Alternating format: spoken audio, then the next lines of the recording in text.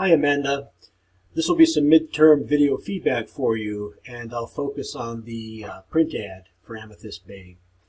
We've got 4 weeks left. If you have any questions or if I can encourage you, don't hesitate to reach out at the number that I publish in the announcements. Until the end of the term and beyond, I bid us strength. Amanda, this is a really nicely organized PDF of screenshots. And really, for your final reflection, all you need to do is knit some narrative in there, perhaps with captions. It's not required, actually. The final reflection can remain a Word document without any images. But, nice to combine them, right? It's a publication design challenge. So anyway, good job on collecting screenshots. This shows me, where you got this waveform from or how it developed. And then, let's see, outside of that, you have another zip file, which has presumably your images. Now, there's an important distinction between embedding and linking an image. And so I'm going to open your Illustrator file. Now, if I get missing image warnings, that means that you have linked. If I don't, it means that you have embedded.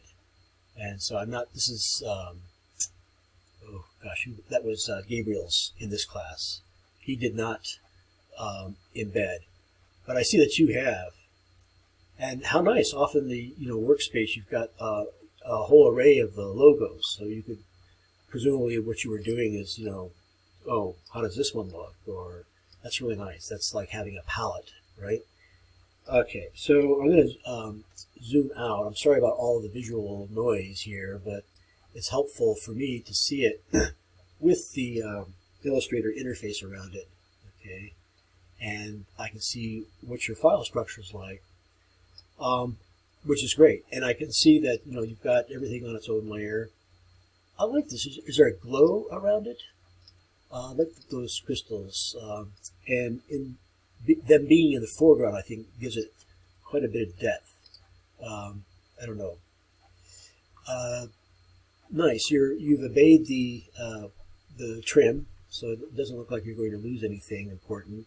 And I think this is all you need for contact information. I'm glad you have this axis, the implied axis, and you have things flush left, right.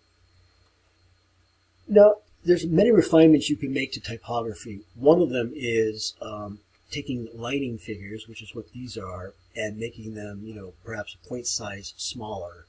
I think you're probably at the level of refinement or typographic sensibilities where, this makes sense to do visually. So, and the idea is to better reflect the rhythm of the upper and lowercase alphabet or lowercase letters. If you have a string of lining figures, they look like a string of caps. And anyway, so that's a small little typographic refinement that will clean up a line a lot. I'm going to leave it here. I like this waveform. You might try various, what can I say, amounts of it.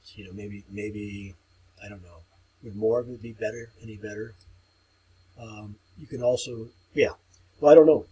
Yeah, maybe look at the rule of thirds. Maybe that if this touched the, that one of those grid lines, it might give it some order. You've got great ingredients. You've embedded images. It portends really well for your web banner.